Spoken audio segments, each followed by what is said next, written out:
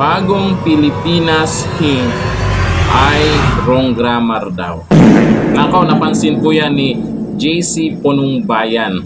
Pero bago natin panoorin po ang paliwanag nila kung anong pagkakamali dyan, ay paalala lang, pinapa-recite po to sa mga estudyante dyan po sa pagkatapos ng lupang hinirang, di ba? Tapos, itong nakaraan ay hindi po nila ma-memorize itong pinapa-recite nila. Sila mismo hindi alam.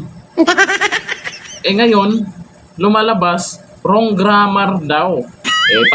Panoorin natin ito at kayo na pong balang umusga kasi ako mahina din po ako sa grammar. Siguro kung sila yung gagawa niyan, ay dapat na-check ng maayos, di ba? Ito yung video. Magsikap na mabuti. Ano po yan? Magsikap ng... Ay nako, umpisa pa lang. Yung nang NG at NANG ay mukhang malaking kaibahan po yan.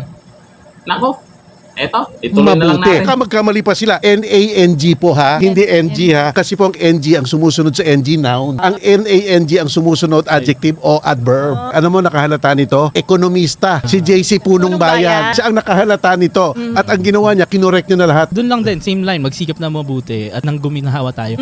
May pagsisi. Parang sinasabi nila na hindi kasi kayo masipag. Oo, hindi kaya pala kayo mahirap. Ano, parang kulang pa po ba yung aming sipag? Oo, kasalanan nyo yan, magsikap na Ano mabuti. masasabi nyo kaya dito? Nako po.